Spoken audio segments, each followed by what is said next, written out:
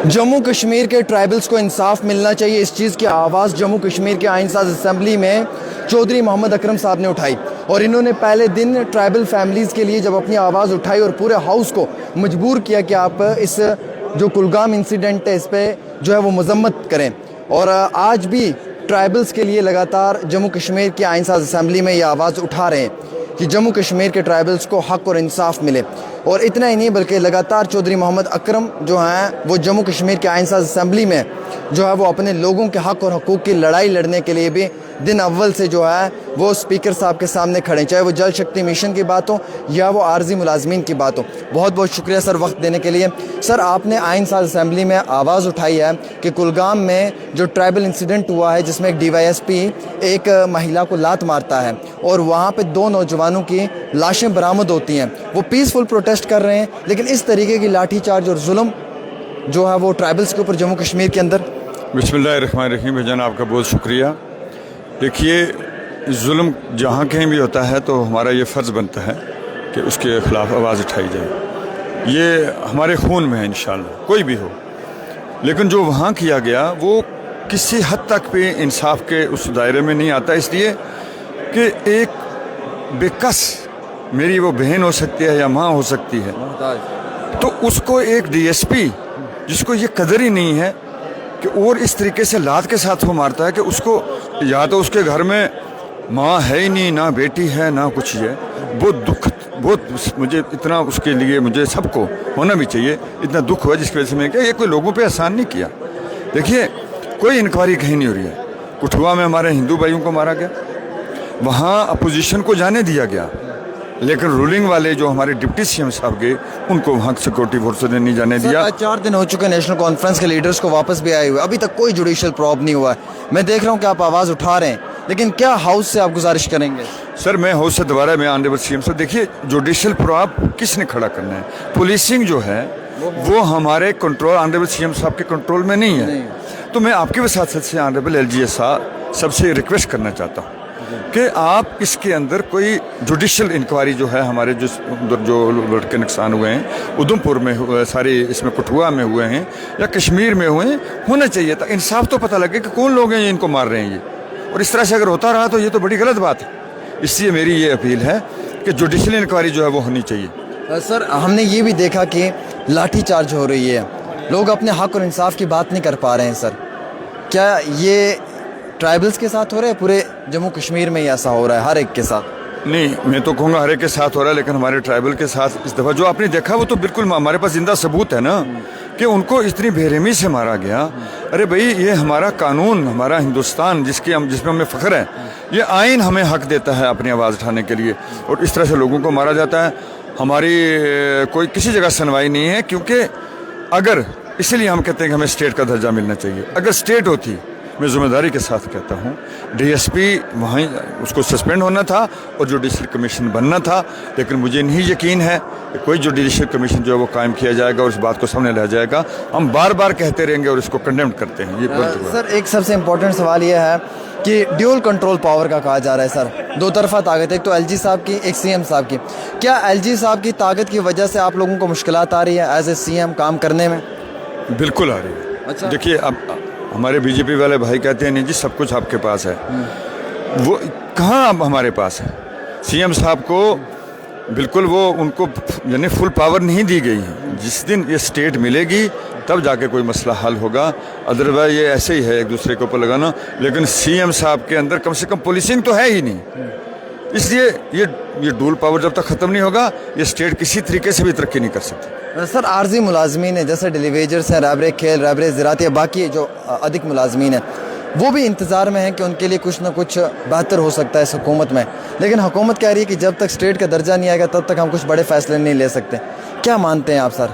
नहीं, ऐसा नहीं है। ऑनरेबल CM साहब ने on the floor of the house committee मुकर्रर कर दी है, जिसकी क़यादत चीफ सेक्रेटरी जो हमारे जम्मू कश्मीर के वो करेंगे, और मुझे यकीन है इंशाल्लाह जो भी इसमें बाकी कमिश्नर सेक्रेटरी की ड्यूटी लगाई गई है वो एक कम्प्रीहेंसिव जो है वो, एक तो वो जैसे PHE है, जैसे जितने भी डेलीवेज किसी डिपार्टमेंट के उनकी फ़िक्र मुकर्रर की जाएगी कि कितने लोगों को करना है। यहाँ बीच में बड़ा कुछ है इसके अंदर, इसलिए ये रेगुलाइज नहीं हो सकते। और दूसरी एक चीज़ जो सबसे ज़्यादा रुकावट बनती है इसके अंदर, ये हकीकत है کہ اگر مجھے آج سے 10 سال پہلے جب وہاں سے مجھے آج کی ڈیٹ میں مجھے اگر ریگولائز کیا جائے گا، میرا ایریئر جو ہے وہ مجھے ملے گا. جب وہ ایریئر کو ہم ملٹیپلائی کرتے ہیں کہ مجھے پچھلے 10 سال سے 20 سال سے آج تک کتنا ملے گا، وہ ایک ایک آدمی کا ان لاکھ ان کروڑ میں بنتا ہے. وہ پیسہ ہماری اسٹیٹ کہاں سے لائے گی؟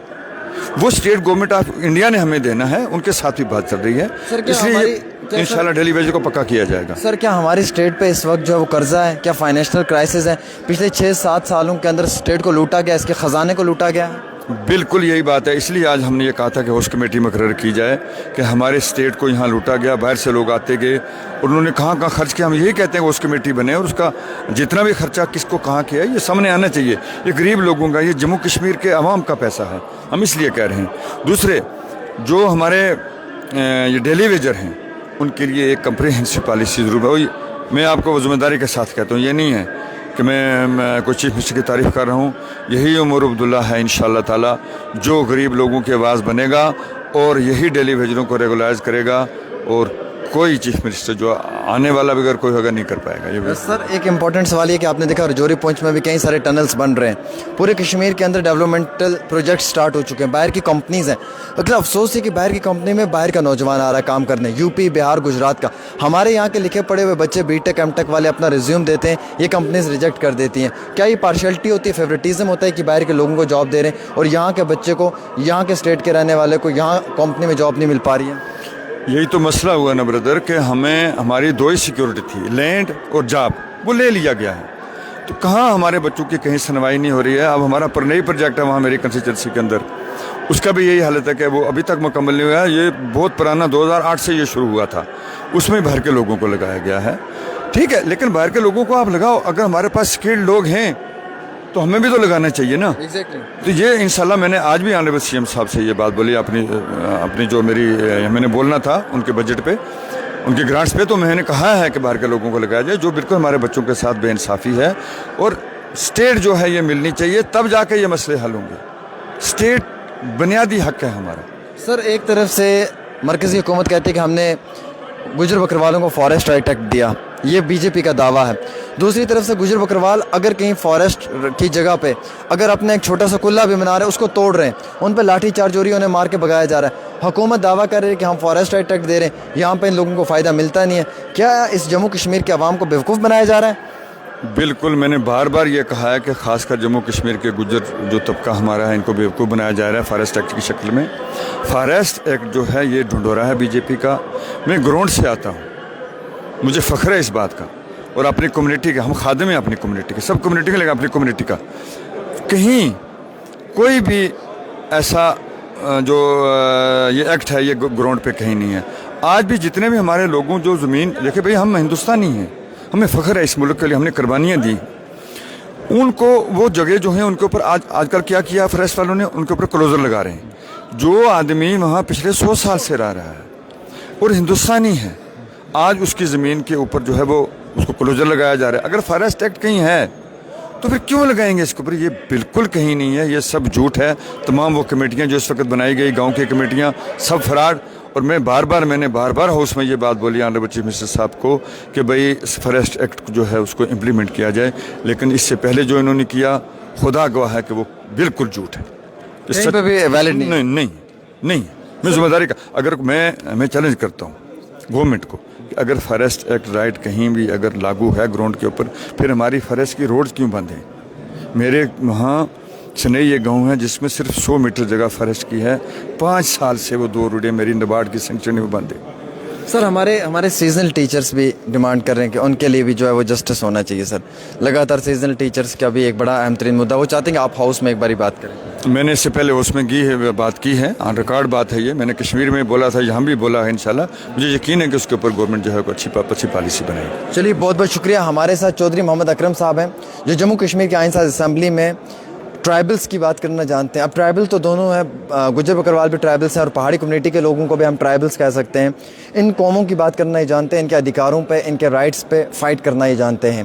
کلگام کے مدعے پہ چودھری محمد اکرم نے جموں کشمیر کے آئین ساز اسمبلی میں ہنگامہ کیا، ہلہ گلہ کیا، اور جس کے بعد सभी नेताओं ने उठकर उस पूरे मामले को कंडेम किया और फिर उसके बाद जो है वो डिप्टी सीएम साहब भी, जो हमारी मिनिस्टर साहिबा भी हैं और जो हमारे एडवाइज़र साहब हैं, ये कुलगाम गए और इन्होंने जाकर वहाँ पे मौके पे ही इस पूरे चीज़ की जांच पड़ताल की। हम उम्मीद रखते हैं कि इस पीड़ित परिवार को बहुत जल्द इंसाफ दिया जाएगा और मुकम्मल तौर पर ट्राइबल्स के लिए जो है वो जस्टिस भी दिलवाया जाएगा।